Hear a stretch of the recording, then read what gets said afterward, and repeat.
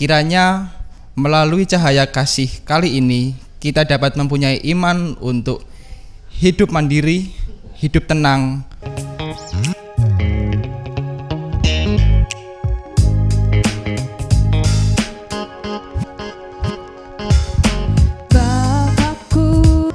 Saudara-saudara yang dikasihi oleh Tuhan, bacaan yang baru saja kita baca ini serangkaian surat Paulus kepada sebuah jemaat Tesalonika seperti pada seri yang kemarin.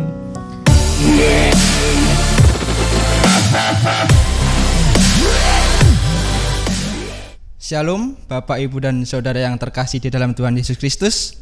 Kembali lagi bersama GKJ Prambanan YouTube channel di dalam Cahaya Kasih episode 14.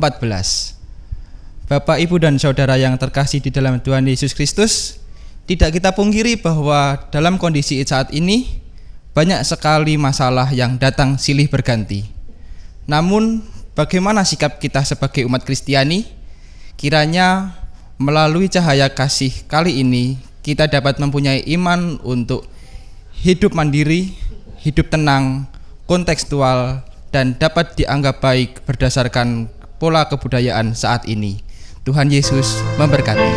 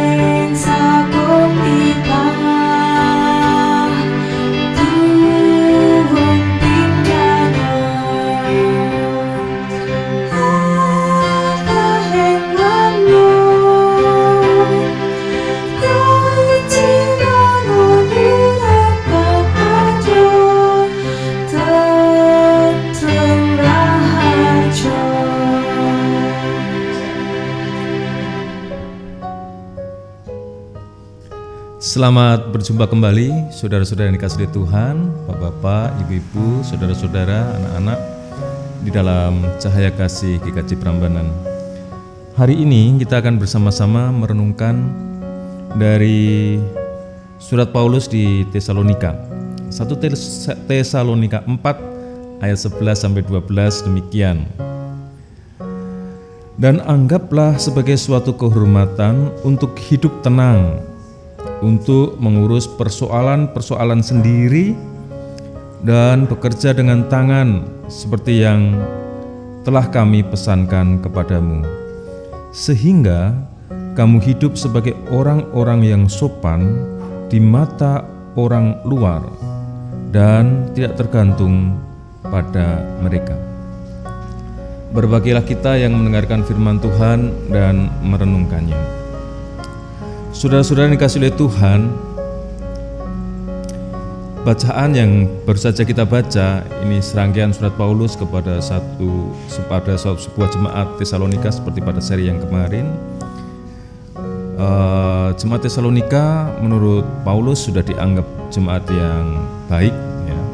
Jemaat yang sudah tumbuh dengan luar biasa dan menjadi berkat bagi banyak orang dalam pandangan Paulus.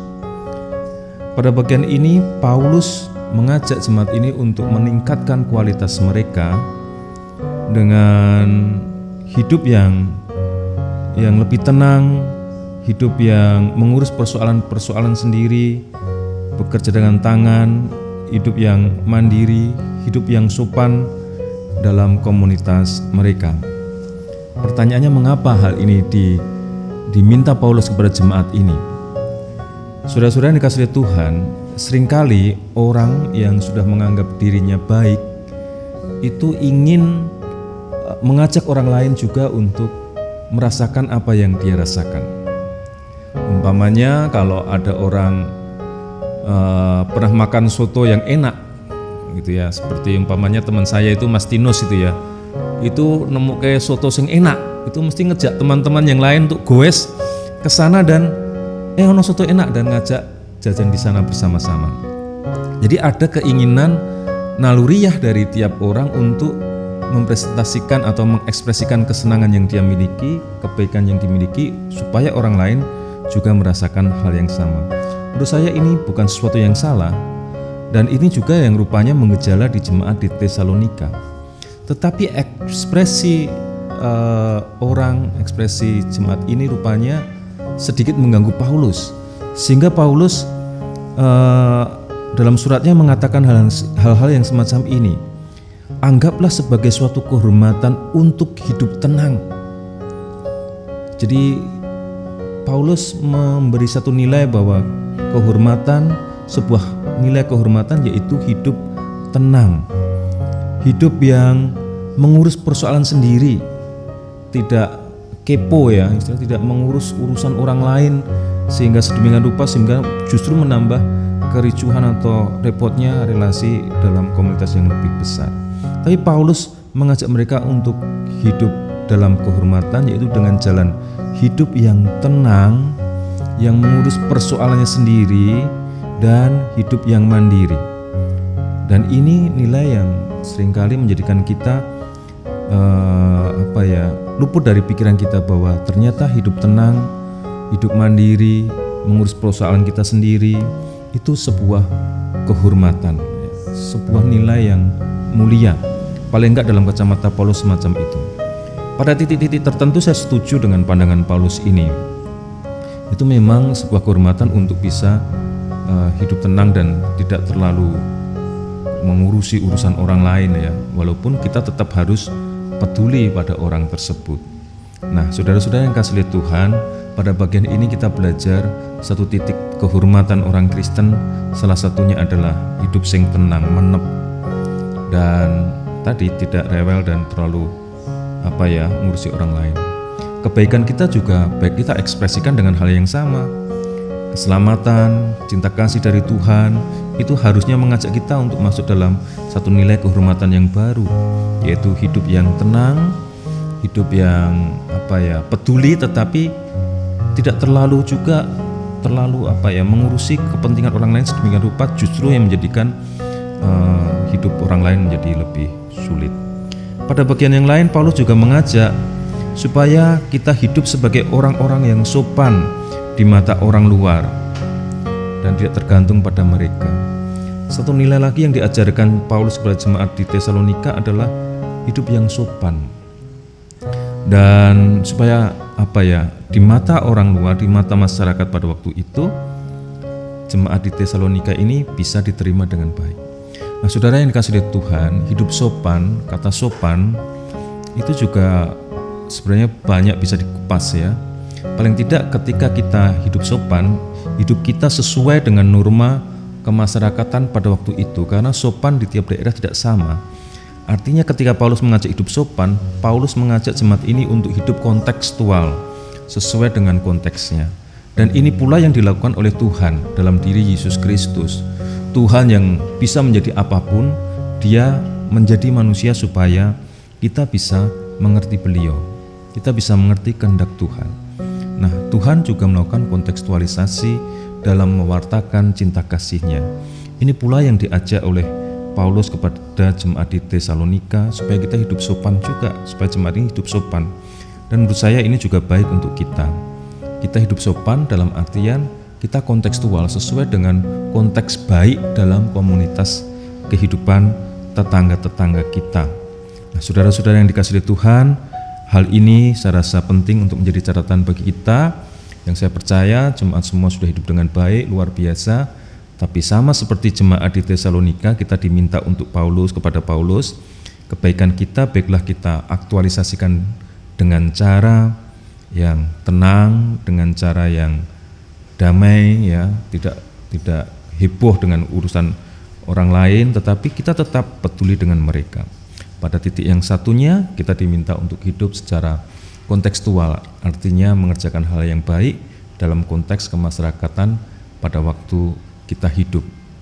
Ya, mungkin di antara kita yang sudah bisa berpikir lebih luas, tetapi kita harus merendahkan diri kita, ya kita sesuaikan dengan konteks yang ada. Pada masa pandemik ini, menurut saya ini juga penting, ya. Jadi hidup yang baik, ekspresi aktualisasi Pandere Gusti Yesus Kristus dikerjakan dengan cara yang tenang, tapi tetap juga peduli. Tetap juga hidup yang kontekstual, yang sopan. Kita memakai masker umpamanya, kita jaga jarak, tidak terlalu banyak heboh ke sana ke sini, itu juga dalam rangka aktualisasi iman, ya, supaya kita lebih mengaktualisasikan cinta kasih kita kepada sesama kita. Ingat saudara-saudara, kalau kita memakai masker, kita sebenarnya menjaga keselamatan orang yang kita ajak bicara, dan kita juga menjaga kehidupan kita masing-masing. Ketika kita melakukan protokol dengan baik, sebenarnya kita semua menjaga kehidupan. Dan menurut saya itu konteks kita pada saat ini, itu sopan pada masa ini. Kiranya Tuhan memberkati kita dan membantu kita untuk hidup lebih tinggi lagi dari standar yang kemarin, menjalani hidup dalam kehormatan baru, kehormatan kepedulian cinta kasih yang lebih tinggi. Kiranya Tuhan memberkati saudara-saudara semua. Amin. Mari kita berdoa. Tuhan, kami datang kepadamu dalam Yesus Kristus. Bantu kami ya Tuhan, untuk mengerti kehendak Tuhan dan hidup dalam kehormatan seturut dengan kehendak-Mu. Ajari kami untuk tetap tenang, tetapi juga tetap peduli. Ajari kami untuk hidup sopan, hidup yang kontekstual sesuai dengan konteks kami dan membawa kehidupan di sana. Karena itu Tuhan, kami sungguh mohon penyertaan-Mu di dalam nama Tuhan Yesus Kristus. Kami mau mengikut jalan Tuhan. Kasih kami kepadamu Tuhan. Amin. Jemaat, Tuhan memberkati.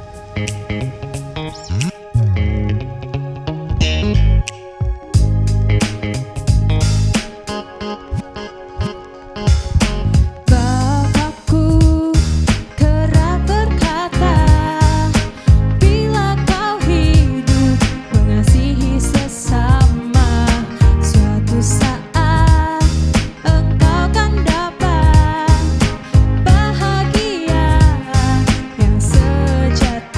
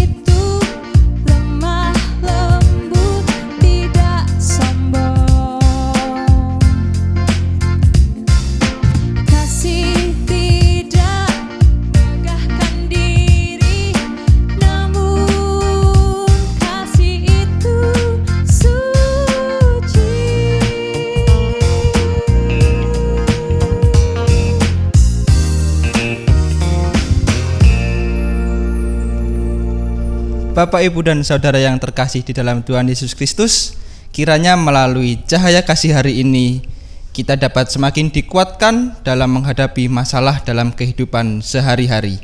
Sampai bertemu kembali di cahaya kasih episode selanjutnya. Tuhan Yesus memberkati.